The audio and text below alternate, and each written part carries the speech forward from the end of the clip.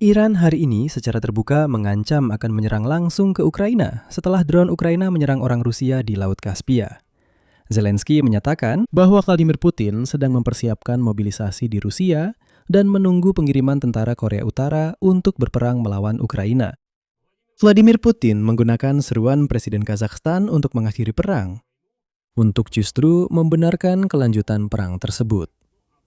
Nah, intelijen Inggris bahkan sudah berteriak bahwa Rusia sedang mempersiapkan provokasi militer terhadap Eropa, sementara di Rumania, untuk hari ketiga berturut-turut drone Rusia ditembak jatuh yang menyerang negara tersebut. Hari ini, 26 Juli, beberapa sinyal peringatan berpadu menjadi satu rangkaian cerita, dan cerita ini disebut menurut saya Vladimir Putin sedang mempersiapkan eskalasi. Sementara itu, serangan Ukraina terus membuahkan hasil. Tadi malam, drone menghantam pembangkit listrik Tavlicheskaya dan Chernomorneftegas di Crimea yang diduduki, kilang minyak Tyumen, dan jembatan di wilayah Donetsk. Nah, di Rusia, marketplace Wildberries tergesa-gesa menghapus kategori barang militer dari situs mereka. Mungkin agar terlihat seperti mereka adalah objek sipil. Mari kita lihat bersama. Mari di episode kali ini kita buat rangkuman berita terbaru untuk tanggal 26 Juli. Yang penting untuk diketahui saat ini. Nama saya Alexei Peci, mari kita bahas semua topik ini bersama-sama. Tapi sebelum kita mulai, saya mohon Anda untuk subscribe ke channel YouTube ini. Kita sedang menuju 300.000 subscriber, dan saya akan sangat berterima kasih jika Anda sendiri ikut berlangganan. Jadi, mari kita ringkas secara singkat hasil hari yang telah berlalu, 26 Juli. Saya akan mulai dari ancaman Iran terhadap Ukraina, karena ini adalah perkembangan baru yang sangat penting dalam perang ini. Sebelumnya, Iran berperang melawan Amerika Serikat dan secara resmi tidak menyerang Ukraina, meskipun membantu Rusia. Sekarang, Iran mengancam Ukraina secara langsung. Alasan dari ancaman ini adalah operasi Ukraina di Laut Kaspia pada malam tanggal 25 Juli. Perlu saya ingatkan bahwa Dinas Keamanan Ukraina pada malam itu menyerang platform pengeboran minyak di ladang Vilanovskogo, kapal rudal Molnia, dan dua kapal Port Olya 2 dan BG yang berada di bawah sanksi internasional dan digunakan untuk mengangkut muatan militer antara Iran dan Rusia. Jadi Ukraina menyerang jalur logistik tertentu yang digunakan Iran untuk memasok senjata ke Rusia. Dan Rusia bisa memberikan segala yang dibutuhkan Iran untuk bertahan di bawah serangan Amerika Serikat. Teheran bereaksi cukup keras terhadap serangan ini, ya jelas, karena memang yang diserang adalah logistik militer mereka. Dan sekarang menjadi jelas bahwa Ukraina juga bisa menjangkau ke sana. Dan sekarang Kementerian Luar Negeri Iran menuduh Ukraina melakukan serangan terhadap kapal mereka dengan menyatakan bahwa akibat ledakan di kapal tersebut, satu pelaut tewas dan satu lagi terluka. Dan sekarang Iran menyebut kapal itu sebagai kapal komersial yang katanya sama sekali tidak ada hubungannya dengan pengiriman militer.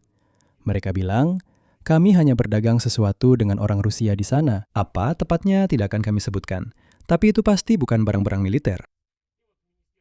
Dan Kementerian Luar Negeri Iran menyebut serangan itu sebagai, kutipan, tindakan permusuhan dan kriminal. Mereka mengkualifikasikannya sebagai pelanggaran piagam PBB dan hukum laut internasional, serta menyebutnya sebagai tindakan agresi yang dapat, saya kutip, semakin memicu dan menyebarkan kobaran api perang. Tak lama kemudian, Kementerian Luar Negeri Iran memanggil kuasa usaha sementara Ukraina dan menyatakan bahwa Iran tanpa ragu akan melindungi kepentingan nasional dan keamanannya. Menteri Luar Negeri Iran Abbas Araghchi menyerukan kepada Dewan Keamanan Perserikatan Bangsa-Bangsa, Uni Eropa, dan komunitas internasional untuk mengambil tindakan terhadap Ukraina dan tentu saja mengutuk Kiev.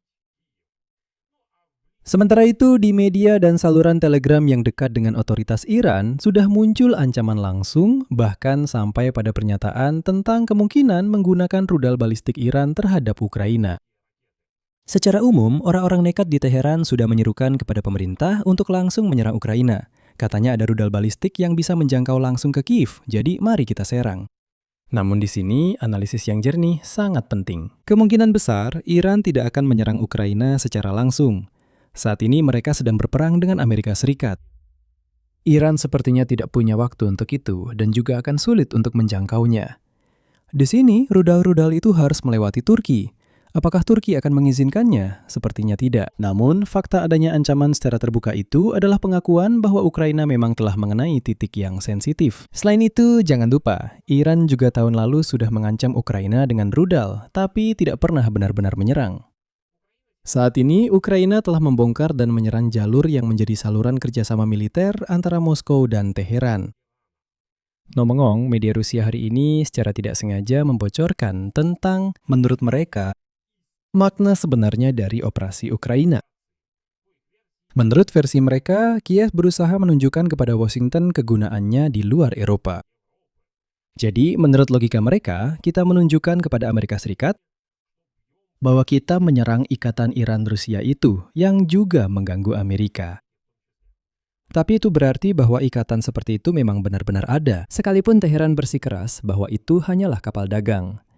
Terlebih lagi, bahkan intelijen Amerika sudah beberapa kali menulis bahwa ya, kemungkinan besar, memang melalui Laut Kaspia, Rusia membantu Iran untuk berperang melawan Amerika Serikat di Timur Tengah.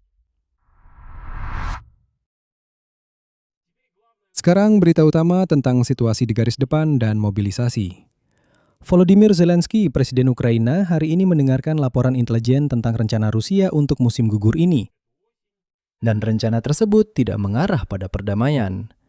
Sebaliknya, Vladimir Putin sedang bersiap untuk eskalasi tajam segera setelah pemilihan untuk Duma Negara Federasi Rusia. Presiden Ukraina secara langsung menyatakan bahwa Putin sedang mempersiapkan kondisi untuk memperluas mobilisasi di Rusia. Lalu dia juga menyebutkan angka kerugian yang sebenarnya menjelaskan semuanya mengapa Putin melakukan hal itu. Menurut data intelijen Ukraina, dalam waktu kurang dari 7 bulan di tahun 2026, sebanyak 221.000 orang telah direkrut ke dalam tentara Rusia. Dan selama periode yang sama, Rusia kehilangan hampir 225.500 penjajah. Sekitar 131.000 tewas dan sekitar 93.000 terluka. Jadi, perekrutan ke dalam tentara bahkan tidak menutupi kerugian. Tentara Federasi Rusia menyusut lebih cepat daripada bisa dipulihkan. Jelas, tren seperti ini menyebabkan tentara mengalami degradasi dan berkurang. Sebagai perbandingan, penilaian dari Pusat Studi Strategis dan Internasional Amerika mengatakan bahwa pada pertengahan tahun 2026, total kerugian tentara Rusia telah mencapai sekitar 1,4 juta orang. Artinya, 1,4 juta, 400 000, di antaranya 450.000 tewas.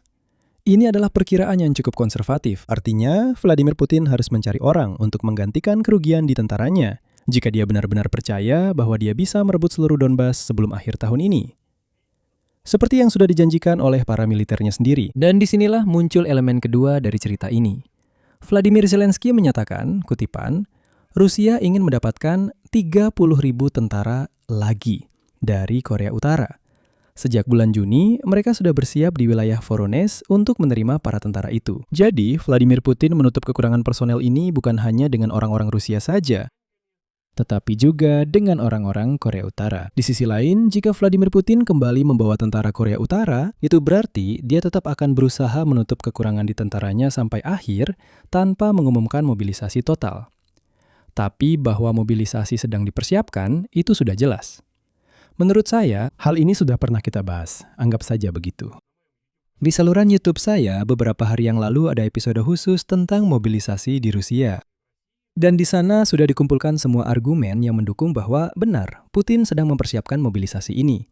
Semua undang-undang, peraturan, dan sebagainya.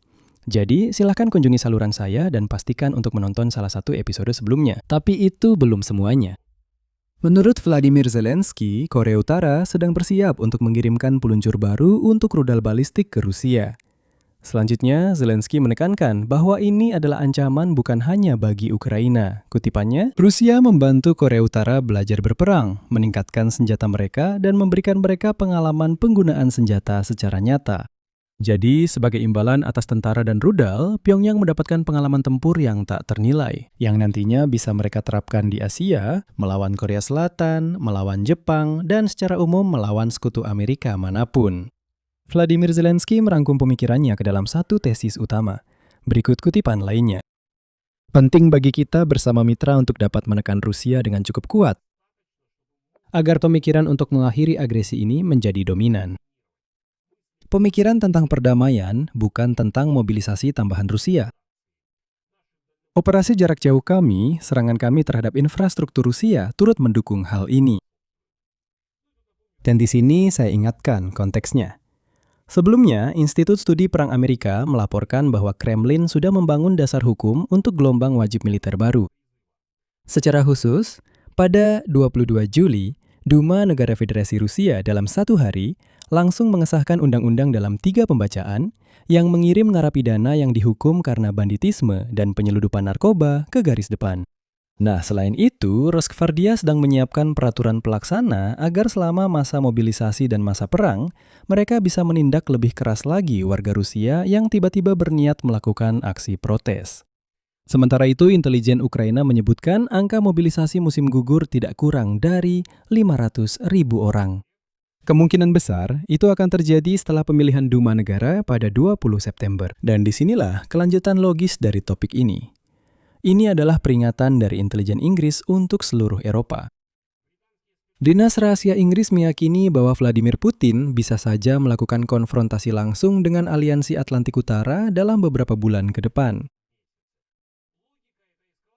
Logika dari eskalasi ini adalah, sementara Donald Trump fokus pada perang melawan Iran, Vladimir Putin, menurut sumber, ingin menguji ketahanan pemerintahan baru Perdana Menteri Inggris Andy Burnham. Selanjutnya, saya akan mengutip data intelijen di Inggris yang dikutip oleh Daily Mail. Saat ini ada keyakinan yang kuat, keyakinan bahwa Vladimir Putin sedang mempersiapkan semacam konfrontasi langsung dengan NATO dalam beberapa bulan ke depan. Pergantian pemerintahan di Inggris, menurut penilaian intelijen, akan mendorong Vladimir Putin untuk mencoba menguji Burnham dan melihat apakah dia bisa memanfaatkan perbedaan apapun antara pemerintahan lama dan baru.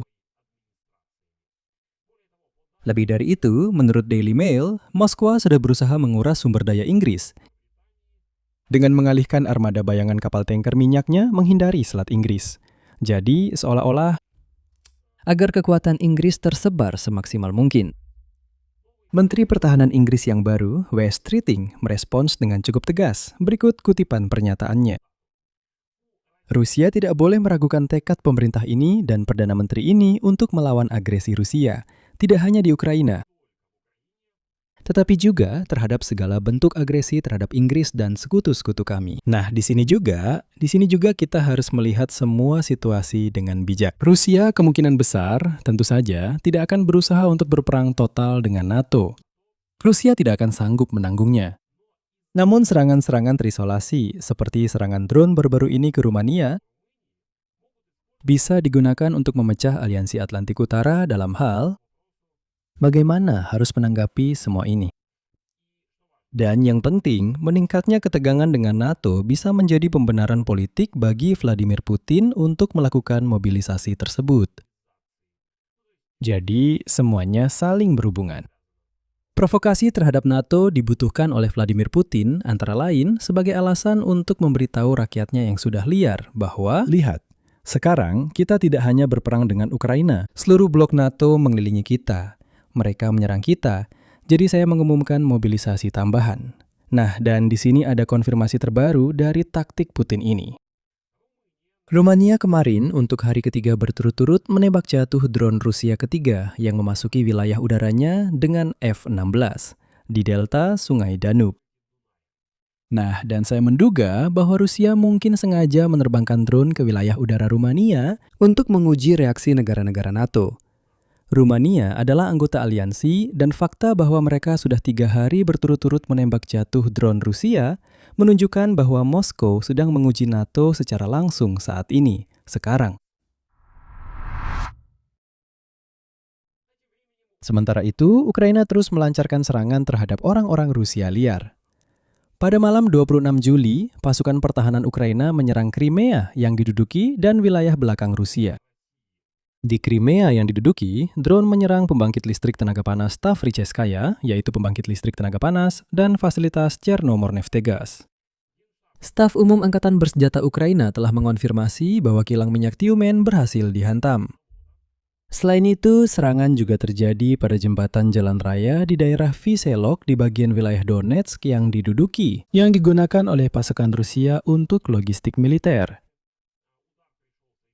Serangan juga mengenai gudang drone di daerah Chervonopopovka dan lokasi konsentrasi personel Rusia di Purdovka, wilayah Luhansk. Dan di sini ada detail khusus yang menjelaskan sistematisnya tindakan Angkatan Bersenjata Ukraina. Semalam, menurut data Staf Umum Angkatan Bersenjata Ukraina, yang menjadi sasaran termasuk sistem-sistem yang meningkatkan jarak dan kualitas pengendalian drone Rusia yang digunakan Rusia untuk menyerang Ukraina. Artinya, kita tidak hanya menghancurkan drone itu sendiri, tetapi juga jika kita melacak serangan ke wilayah-wilayah yang diduduki hingga ke dalam wilayah Rusia, kita juga menghancurkan infrastruktur kendali drone-drone itu. Dan di sini ada hal yang menarik. Semua serangan terhadap logistik di dalam Rusia ini memberikan efek yang cukup tak terduga. Serangan-serangan ini menghantam ekonomi militer Vladimir Putin lebih dalam dari yang diperkirakan. Secara khusus, orang-orang Rusia secara tak terduga mulai menarik sebagian peralatan dan sistem pertahanan udara mereka dari garis depan, bahkan yang jarak pendek sekalipun. Nah, kemungkinan besar untuk mengarahkan semua itu demi melindungi Rusia sendiri dari serangan Ukraina.